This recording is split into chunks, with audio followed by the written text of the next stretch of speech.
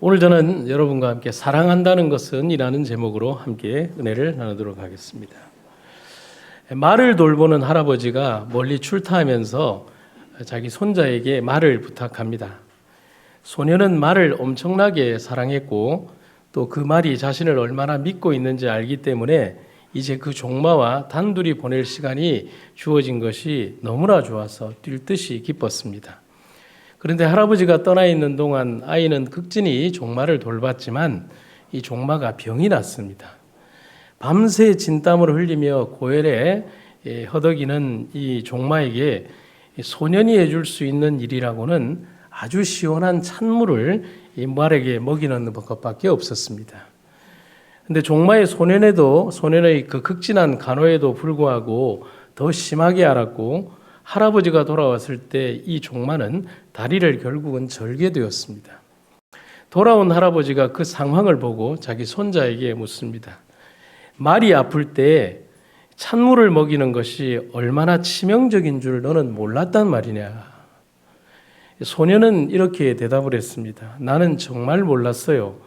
내가 얼마나 그 말을 사랑하고 그 말을 자랑스러워 하시는지 아시잖아요. 그러자 잠시 후에 할아버지가 이렇게 얘기를 합니다. 얘야, 누군가를 사랑한다는 것은 어떻게 사랑해야 하는지를 아는 것이란다는 말을 했습니다. 누군가를 사랑한다는 것은 어떻게 사랑하는지를 아는 것이라는 말에 우리의 삶에서 보여왔던 신앙의 작은 모순을 우리가 보게 됩니다. 사랑은 그 대상을 사랑하는 방법을 알아야 합니다. 우리는 그러면 제대로 된 사랑을 하며 살아가고 있을까? 그래서 오늘 그 고민을 함께 생각해 보고자 합니다. 오늘 본문의 말씀입니다. 무엇보다도 열심으로 서로 사랑할지니 사랑은 허다한 죄를 덮느니라. 베드로 전후서는 초기 기독교 신자들에게 준 베드로의 기별입니다. 앞으로 닥쳐올 환난과 어려움 그리고 그런 세상에서 살아가야 할 그리스도인들이 어떤 모습과 믿음으로 살아가야 할지를 잘 말해주고 있습니다. 그래서 마지막 종말의 시기를 대비하며 어떤 준비를 해야 할지에 대해서 아주 여러 번에 걸쳐서 설명해 주고 있습니다. 그런 의미에서 오늘 본문인 베드로전서 4장 8절은 조금 남다른 의미가 있어 보입니다. 다시 한번 읽겠는데요. 좀 다른 번역본인 한글 킹제임스 번역본으로 한번 읽어보도록 하겠습니다. 무엇보다 서로 뜨겁게 사랑하라. 이는 사랑이 허다한 죄들을 덮기 때문이니라. 좀 색다르죠? 사도는 마지막 시기를 살아가야 하는 이 시대의 그리스도인들이 가져야 할 가장 중요한 삶의 모습, 그리고 믿음이 표현되는 삶의 자세가 어떤 모습이어야 하는지를 상세히 그리고 친절하게 말해주고 있습니다. 정신을 차리고 조심하고 기도하라고 먼저 말하고 있습니다. 하지만 그 다음 구절에 이어지는 구절에서는요, 그 어떤 것보다도 성도들 간에 서로 뜨겁게 사랑하는 것을 제일 중요하게 여기라고 말하고 있습니다. 무엇보다도요, 정신 차리고 조심하고 기도하는 것보다 더 중요한 것이 성도들 간에 뜨겁게 사랑하는 것이다 라고 말하는 겁니다. 곧 이 말은 믿음의 공동체인 성도와 교회가 마지막 환난의 시기를 이기는 가장 중요한 준비가 바로 성도 간의 사랑과 그로 인한 화합에서 나오는 것임을 말하고 있습니다. 그렇다면 다투는 교회는 그 준비를 전혀 못하는 교회인 겁니다. 또한 그것이 예수님을 정말 제대로 믿고 따르는 것임을 말하고 있습니다. 그럼 나 자신에게 솔직하게 한번 질문해 봐야 하겠습니다. 우리는 과연 우리의 교회에서 함께하는 성도들을 그렇게 뜨겁게 사랑하고 있습니까? 라고 말입니다. 그런데 그런 사랑을 하고 계시다면 그분은 누구보다도 행복한 교인입니다. 감사합니다. 그런데 그렇지 않다면 우리의 삶을 그렇게 아름답게 바꾸어야 하겠습니다. 오늘 그런 아름다운 변화를 경험하는 하루가 되시기를 주의 이름으로 축원합니다. 영감의 기별을 한번 보겠습니다. 그리스도께서 사랑하신 것처럼 사랑하신다는 것은 언제 어디서나 친절한 말과 유쾌한 표정으로 이기심이 없는 모습을 보이는 것을 말한다. 이런 것들은 아무 비용도 들지 않는 것들이지만 그것들은 영혼들을 감싸는 향기를 뒤에다 남긴다. 그 결과는 도무지 측량할 수가 없는 것이다. 그것들은 받는 사람들에게 축복이 될 뿐 아니라 주는 자에게도 축복이 된다. 이는 그것들이 서로 반응을 나타내기 때문이다. 순수한 사랑은 하늘에 그 근원을 둔 귀한 속성을 지닌 것으로서 나누어 주는 정도에 비례해서 그 향기도 더해가는 것이다. 참 아름다운 말이죠. 너무 아름답게 표현된 말입니다. 그것들은 받는 사람들에게 축복이 될 뿐만 아니라 주는 자에게도 축복이 되는데 그 뒤에 뭐라고 돼 있어요? 이는 그것들이 서로 반응을 나타내기 때문에 더 아름답고 향기롭고 커진다는 사실입니다. 오늘 짧게 두 가지를 한번 생각을 해보겠습니다. 첫 번째, 사랑한다는 것은 사랑하는 이로 내 마음을 채우는 것을 말합니다. 용혜원 목사님의 글 가운데 지금 이 순간 널 사랑하고 싶다라는 글에 보면 누군가를 사랑한다는 것에 대해서 이렇게 기록을 하고 있습니다. 누군가를 사랑한다는 것은 마음속에 그 사람이 가득 차오는 것입니다. 누군가를 사랑한다는 것은 나를 버리고 그를 따라 나서는 것입니다. 저는 이거를 여러 번 읽었는데 이 사랑한다는 것에 대해서 정말 잘 표현을 한 것 같아요. 그런데 이 구절 가운데에서 제일 마음에 남는 것이 이겁니다. 마음속에 그 사람이 가득 차오는 것입니다. 이 구절이 너무 마음에 와닿지 않습니까? 사랑에 빠져본 사람은 다 아는 감정이 아닐까요? 사랑하게 되면 내 마음에 그 사람 이외에는 아무것도 있을 수 없습니다. 이미경밖에 없습니다. 뭐 지금도 그렇습니다. 이렇게 살아야 돼요. 사랑하게 되면 내 마음에 그 사람 외에는 아무것도 존재할 수 없습니다. 쉽게 말하면 그냥 그 사람으로 가득 찬다는 것입니다. 맞죠? 사랑이란 그런 겁니다. 예수님이 이 땅에 오신 이유는 아주 간단합니다. 신학 박사의 설명이 필요 없어요. 우리를 사랑하셨기 때문입니다. 그 사랑이 너무 커서 그냥 둘 수가 없어서 그분이 인간의 모습을 하고 오신 것입니다. 그분이 자신의 살아갈 삶의 운명을 모르셨을까요? 그분이 자기 자신에게 다가올 운명과 고통, 배반과 아픔, 죽음까지 모르셨을까요? 다 아셨습니다. 하지만 그래도 오셔야만 했던 이유는 당신의 마음에 우리에 대한 사랑으로 가득 차 계셨기 때문에 그분은 오셔야만 했다는 것입니다. 그래서 예수님은 이 땅에 오시면서 자신의 이름 속에 우리를 향한 당신의 사랑의 의지를 보여주시면서 당신의 이름까지 이렇게 정하셨어요. 보라, 처녀가 잉태하여 아들을 낳을 것이요 그의 이름은 임마누엘이라 하리라 하셨으니 이를 번역한즉 하나님이 우리와 함께 계시다 함이라. 하나님의 이름들 가운데 모든 이름들이 아름답고 좋지만 임마누엘이라는 이름은 우리에게 가장 가까이 다가오시는 하나님의 이름을 표현하고 있습니다.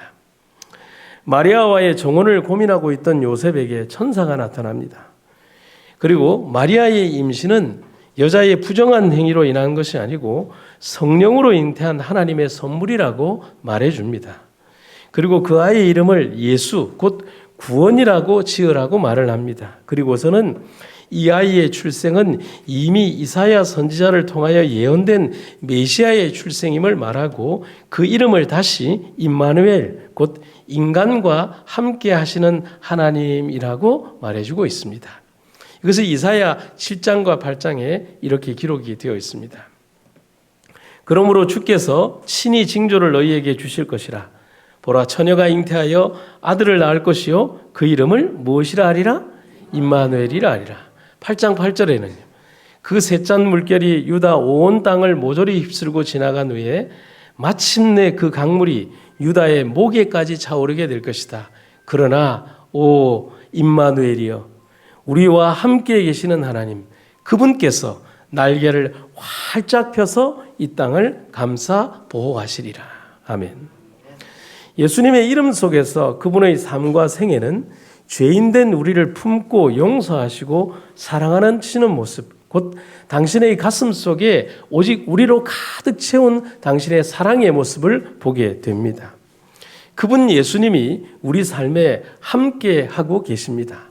또 다르게 말하면 그분 예수님이 우리 삶에 함께 하고 싶어 하십니다.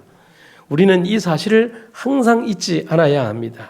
우리가 예수님을 사랑하는 아주 간단한 방법, 그리고 이해하기 쉬운 방법은 우리의 생각과 삶과 생애 속에 예수님으로 가득 채우면 되는 것입니다.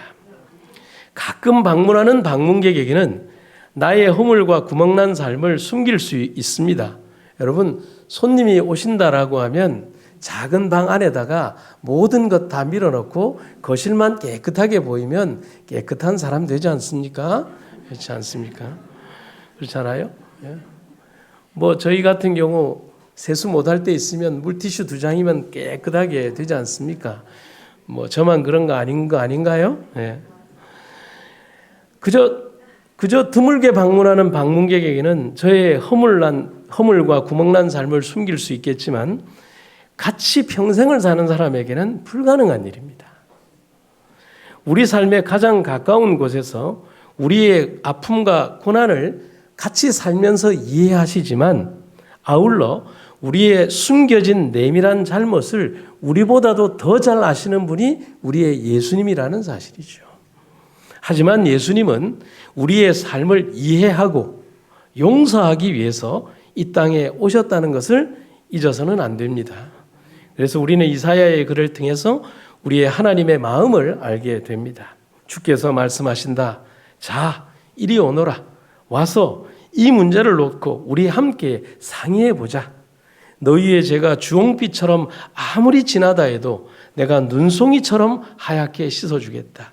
너희의 죄가 진홍같이 아무리 붉다 하더라도 내가 양털처럼 희게 씻어주겠다. 여러분, 예수님의 이름 속에 사랑이 있습니다. 그리고 그 이름 속에 당신의 약속이 있고 그분의 가슴 속에 우리의 삶이 있습니다. 그리고 예수님은 그 이름처럼 사셨습니다. 우리도 우리의 삶의 생애에 예수님으로 가득 채우는 삶으로, 예수님을 가득 품은 삶으로, 예수님 이외에는 어떤 것으로 채우지 않는 삶으로 살아가는 우리가 되기를 간절히 바랍니다. 두 번째로 사랑한다는 것은 덮어주는 것입니다. 근데 잠언서 17장 9절에 있는 말을 읽어보면 그 의미가 새롭습니다. 남의 허물을 덮어주면 사랑을 받고 남의 허물을 거듭거듭 들추어내면 친한 벗까지도 등을 돌린다. 여러분, 잠언의 글은 정말 우리에게 참 깊은 울림을 주는 내용이 너무 많습니다. 그래서 우리가 지혜서라고 하는 겁니다. 이 구절을 그런데 공동번역으로 읽으면 의미가 조금 더 새롭습니다. 한번 보실까요? 남을 흉보면 의가 상하지만 남의 허물을 감싸주면 뭐가 돌아온다고요? 사랑이 돌아온다고요. 아멘입니까? 다른 사람의 잘못이나 혹은 잘못된 일을 대하는 제3자 혹은 타인의 모습을 말하는 것입니다. 어려움을 당하거나 안 좋은 일을 당한 사람은 몸은 물론 마음에 깊은 상처를 받고 살아갑니다. 그래서 모로코 속담에 이런 말씀이 있죠. 말로 입힌 상처는 칼로 입힌 상처보다 깊다 하는 말이 있습니다. 그처럼 타인의 허물이나 잘못, 그리고 때로는 아픔을 대하는 나만의 방식에서 우리는 예수님이 가르치신 가장 아름답고 원대한 사랑의 방식을 따라야 합니다. 그것은 타인의 삶에 대해서 함부로 말하지 않는 것입니다. 그것은 타인의 허물을 이리저리 들추어내서 굳이 말하지 않는 것을 말합니다. 그런데 우리는 그런 일에 너무 무감각할 때가 많습니다. 오죽하면 세상에서 제일 재밌는 구경이 다른 집 불타는 것 구경하는 것, 그리고 다른 사람의 허물을 말하는 것이라고 했겠습니까? 여러분, 제가 이혜인 수녀의 말을 위한 기도에 나오는 글을 한번 읽어보도록 하겠습니다.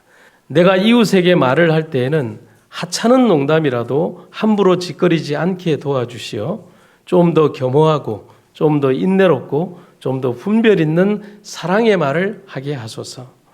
내가 어려서부터 말로 저지른 모든 잘못, 특히 사랑을 거스른 비방과 오해의 말들을, 경솔한 속단과 편견과 위선의 말들을 용서하소서. 주님, 나날이 새로운 마음, 깨어있는 마음, 그리고 감사한 마음으로 내 언어의 집을 짓게 하시어 해처럼 환히 빛나는 삶을 당신의 은총 속에 이어가게 하소서.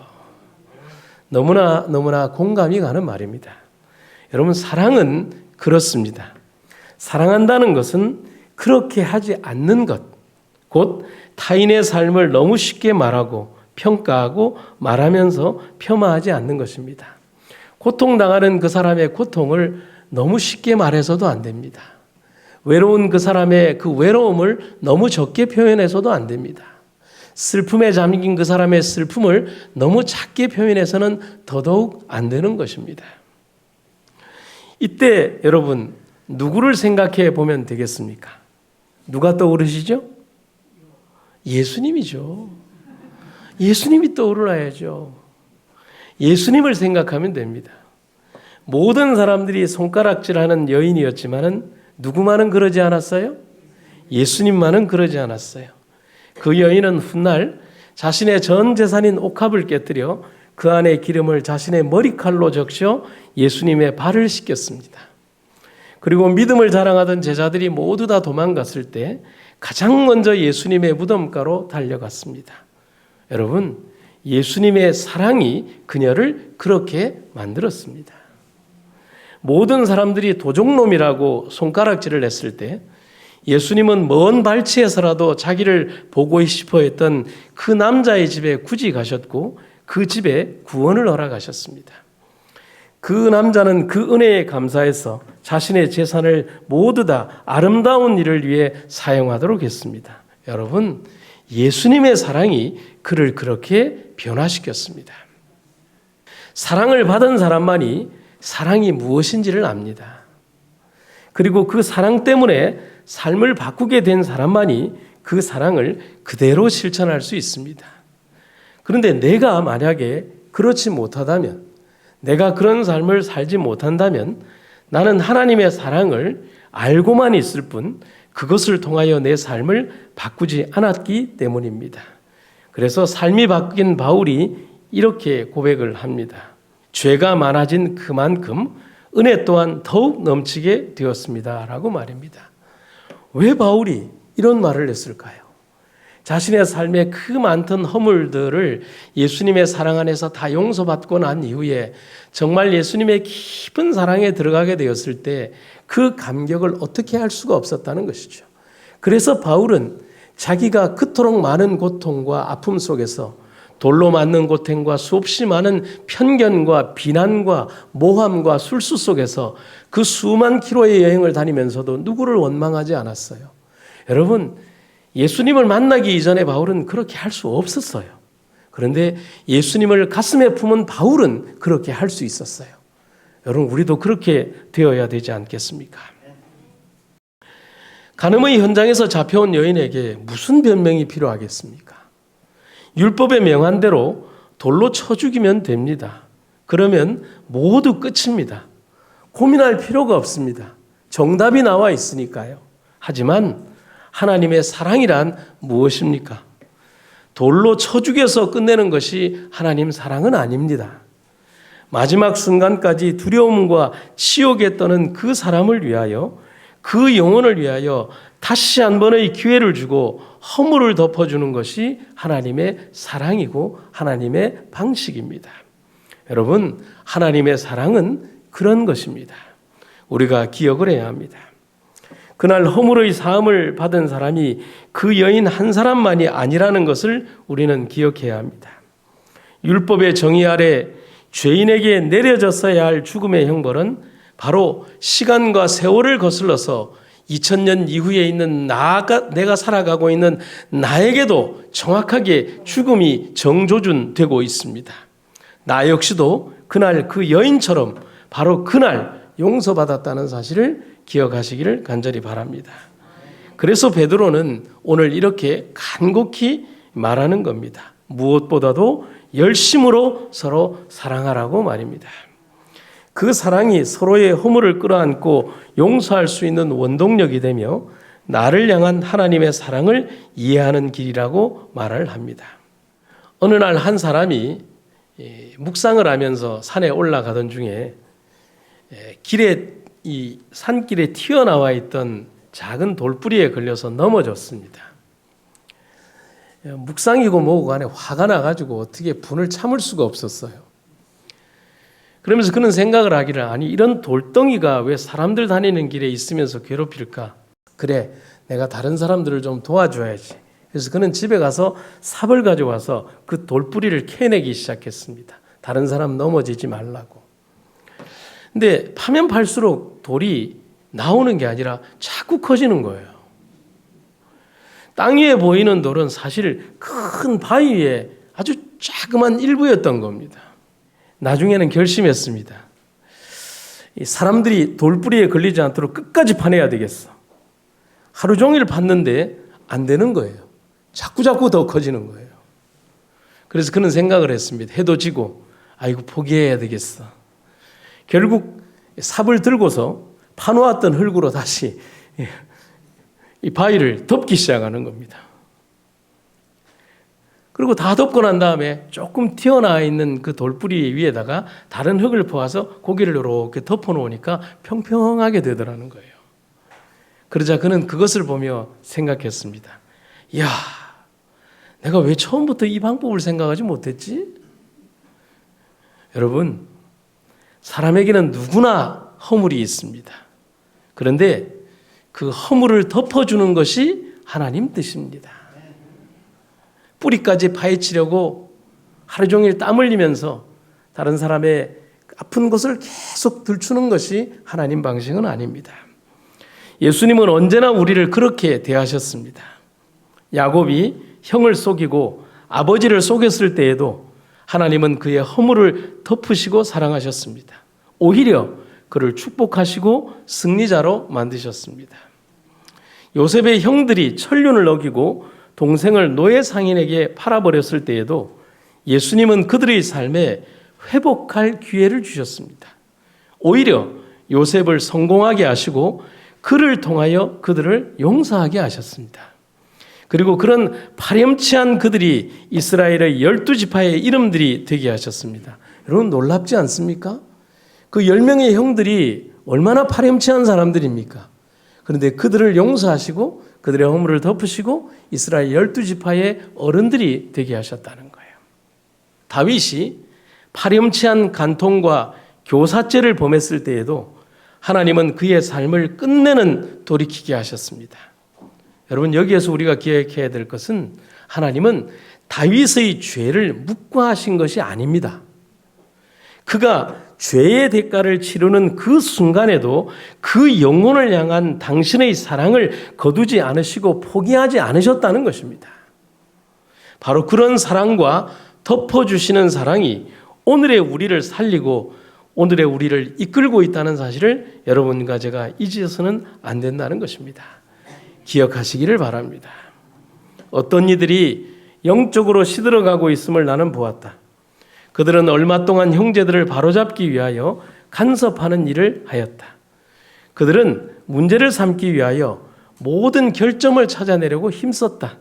그렇게 하는 동안 그들의 마음은 하나님, 하늘, 진리에 머물지 않고 사단이 바로 그들의 마음을 두기를 원하는 곳, 즉 남에게 머물게 되었다. 그들의 영혼은 방치되었으며 그들은 거의 자신들의 결점을 깨닫거나 느끼지 못하였다. 왜냐하면 그들이 자신의 영혼을 보살피거나 자신들의 마음을 살피지 않고 남의 허물을 경계하는 일에 바빴기 때문이다. 남이 입고 있는 옷, 모자, 앞치마들이 그들의 주목거리였다. 그들은 이 사람 또는 저 사람에게 말하지 않을 수 없으며 이 일을 수주일 동안 계속한다. 몇몇 연약한 영혼들은 다른 사람들의 의복과 행동을 주시하며 그들의 결점을 찾아내는 것을 신앙의 전부로 삼고 있음을 나는 보았다. 개혁하지 않는다면 하늘에 그들을 위한 자리가 없을 것인데 이는 그들이 주님에게서조차 허물을 찾으려 할 것이기 때문이다. 여러분 이런 정신이 우리 마음속에 있으면 바로 이렇게 주님의 삶을 통해서도 그분에게서도 허물을 찾으려고 한다는 것입니다. 여러분 실제로 그렇지 않았습니까? 여러분 예수님의 의로우신 삶이 비난받았지 않습니까? 예수님의 공의로운 삶이 그들에게는 싫은 삶이었지 않습니까? 예수님의 그 의롭고 아름다운 삶이 그가 죽어야만 되는 죄의 이유로 등장하지 않았습니까? 하나님은 용서하시는데 용서받은 인간은 용서를 모르고 살아가는 것이 문제입니다. 그래서 마태복음 18장에는 너무나 모순된 삶을 사는 사람의 이야기를 기록하고 있습니다. 그것은 1만 달란트나 빚진 사람이 그 빚의 탕감을 받은 후에 나가서는 자기에게 겨우 100데나리온 빚진 사람을 대해서 모진 행패를 부리는 사람의 이야기입니다. 무한한 용서를 받았음에도 그 용서의 가치를 모르는 사람의 이야기. 무한한 사랑을 받았음에도 사랑의 진정한 가치를 모르는 사람의 이야기가 우리의 이야기가 되지 않기를 진심으로 간절히 바랍니다. 타인을 이해하고 사랑하며 살아가는 것이 얼마나 행복한 것인가를 모르는 사람은 하늘에 갈 수가 없습니다. 그런 기쁨을 모르는 사람은 이 땅에서도 너무 슬픈 삶을 살 것이기 때문에 그의 삶은 행복하지 않습니다. 여러분, 우리 주님은 우리 모두가 사랑 안에서 행복하기를 바라고 계십니다. 제가 마지막으로 한 얘기를 좀 들려드리도록 하겠습니다. 뉴욕에서 살았던 윌리엄이라는 이 사람은 수많은 전우들이 전사한 이라크 전쟁에 참전한 참전 군인이었습니다. 지금은 전역 후에 집으로 돌아왔지만 당시에 이라크를 잊지 못하고 있습니다. 이라크전으로 미국의 젊은이들이 약 4,800명이 그 이라크전에서 죽었고 그의 전우도 죽었습니다. 그런데 그는 전역 후 많은 군인들이 겪는 외상 후 스트레스 장애인 PTSD 증후군에 심각하게 시달리고 있었습니다. 우울증입니다. 평범한 일상으로 돌아오기에 고군분투를 하고 이날도 병원에 진료를 받고 집으로 돌아가던 중이었습니다. 그런데 이 윌리엄은 평소처럼 운전을 하고 집으로 가고 있었는데 경찰차가 계속 뒤에서 따라오고 있는 겁니다. 여러분, 미국에서 경찰차가 따라오는 것은 굉장히 무서워요. 신호위반도 안 했고 과속도 안 했는데 뭔가 이상하다고 생각하는 겁니다. 근데 더 이상한 건 그렇게 몇 킬로를 따라오면서도 사이렌도 울리지 않고 그가 천천히 가면 천천히 가고 빨리 가면 빨리 가는 거예요. 결국 신경이 쓰인 윌리엄은 결국 차를 세웠고 그러자 경찰관도 차를 세우고 그에게 다가왔습니다. 윌리엄이 긴장하면서 자기에게 다가온 경찰관에게 이렇게 말했습니다. 안녕하세요, 경관님. 제가 과속했나요? 경관이 웃으면서 이런 얘기를 합니다. 아니요. 그러니까 윌리엄이 무슨 일인가 하고 있는데 경관이 이런 얘기를 합니다. 당신의 차 뒤 범퍼에 붙은 스티커가 참 멋지네요. 여기는 뭐냐면 나의 선택으로 새롭게 태어난 미국인 그리고 참전 용사들, 외국에서 참전한 용사들이 붙이는 이 참전 용사 스티커입니다. 외국전에 참여한 베테랑이라고 이렇게 붙어 있습니다. 미군들은 제대 차량에 자신이 군인 출신임을 밝히는 스티커를 이렇게 꼭 붙이고 다닙니다. 이 윌리엄이 그렇게 얘기를 합니다. 아유, 아닙니다. 뭐 그렇게 자랑스럽지 않습니다라고 얘기를 했습니다. 경관이 묻습니다. 어디에서 복무했나요? 윌리엄이 대답을 합니다. 이라크에서 복무했습니다. 이 대답을 하자 그 얘기를 듣는 경관이 갑자기 눈시울이 붉어지면서 고개를 떨궜습니다. 그리고는 그 경관이 이렇게 얘기를 합니다. 내 아들도 이라크에서 복무했었죠. 집 떠날 때 무사히 돌아온다고 했었는데 그런데 그 인사가 마지막이 될 줄은 몰랐어요. 결국 집에 돌아오지 못했네요. 윌리엄은 그에게 위로를 건넸지만 그의 가슴도 무너지고 있었습니다. 가까운 전우를 잃는다는 것이 어떤 심정인지, 얼마나 비통한 일인지, 그리고 그가 외상후 스트레스 증후군을 앓는 이유가 그 사랑하는 전우, 그리고 그 전우를 잃은 고통 속에 겪는 증후군이기 때문에 그랬던 것입니다.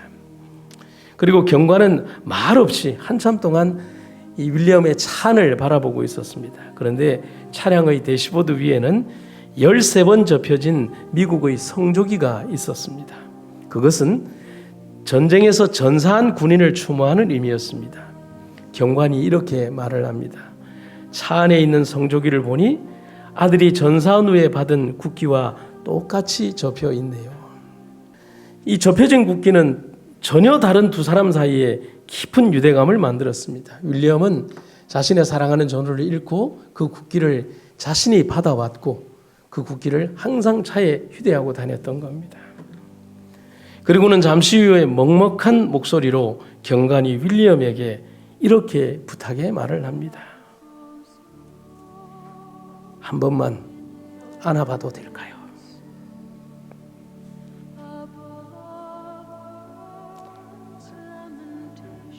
그가 이렇게 또 말을 이어갑니다. 당신을 보니 아들 생각이 나서요. 아들처럼 느껴지네요. 아들이 내 곁을 떠났다는 게 지금도 믿을 수가 없네요. 함께 눈물을 흘리던 윌리엄은 차에서 내려서 주저없이 그를 껴안아 주었습니다. 지금 이 순간은 서로에게 가장 필요한 순간이었습니다. 두 사람은 서로 무릎을 꿇고 한참을 울었습니다. 그런데 이 운명 같은 두 사람의 포옹은 서로의 상처를 감싸 주었습니다. 아들을 잃은 아버지에게는 아들을 다시 본 듯한 기쁨, 그리고 윌리엄에게는 여태껏 짓눌렸던 마음의 큰 짐을 내려놓으며 새로운 삶으로의 변화를 가져온 계기가 되었습니다. 서로가 그 상처를 씻는 아름다운 눈물이 되었던 겁니다. 사랑하는 성도 여러분, 상처가 있으십니까? 우리는 모두 상처를 가진 사람들입니다. 그 상처를 안고 하늘을 함께 가는 사람들입니다. 그래서 사랑한다는 것은 그렇게 서로를 안아주는 것입니다. 그리고 치료받는 것입니다. 만일 그들이 하나님을 극진히 사랑한다면 그들은 주 안에서 피차에 사랑할 것이요 언제나 예모 있게 대접하고 피차의 한 마음이 되기까지 가까워질 것이다. 서로 극기와 자기 희생을 하는 중에 피차의 축복이 될 것이다. 사랑하는 성도 여러분, 베드로의 권면은 이렇게 이어지고 있습니다. 저는 오늘 이 설교를 베드로의 글로 마무리하려고 합니다. 무엇보다도 먼저 서로 뜨겁게 사랑하십시오. 사랑은 허다한 죄를 덮어줍니다. 불평 없이 서로 따뜻하게 대접하십시오. 각 사람은 은사를 받은 대로 하나님의 여러 가지 은혜를 맡은 선한 관리인으로 서로 봉사하십시오. 말을 하는 사람은 하나님의 말씀을 전파하는 사람답게 하고, 봉사하는 사람은 하나님께서 주시는 힘으로 봉사하는 사람답게 하십시오. 그러면 하나님이 모든 일에 예수 그리스도로 말미암아 영광을 받으실 것입니다. 영광과 권세가 영원 무궁하도록 그에게 있습니다. 아멘. 하나님의 은혜가 우리들 모두에게 함께하며 우리의 뜨거운 가슴으로 서로의 상처를 감싸주는 우리 성도들 되기를 주의 이름으로 축원합니다. 예수님 감사합니다. 당신의 이 생애에 우리를 사랑하는 것 이외에는 어떤 것도 보여주시지 않으셨던 예수님의 그 아름답고 놀라우신 은혜를 인하여 감사드립니다. 우리는 사랑받을 자격조차 없는 죄인들이었지만 주님의 무한한 사랑이 우리를 사랑하시고 우리의 삶을 영원을 향하여 걸어가게 하셨습니다. 오늘 우리 함께 예배하는 성도들, 우리의 기도 속에 있는 주의 백성들, 우리가 함께 해야 되는 많은 주의 백성들과 함께 하늘의 영원한 길에까지 함께 걸어가며 끌어주고 도와주며 밀어주며 함께 걸어가게 하여 주시옵소서. 우리에게 주어진 삶의 한정된 시간, 우리에게 얼마나 많은 시간들이 주어졌는지 모르지만 오직 주님 만나는 그 순간까지 우리 함께 우리의 모든 사랑하는 성도들과 함께 마지막 지점까지 걸어가게 하여 주시옵소서. 주의 은혜를 감사드리며 예수님의 이름으로 기도드립니다.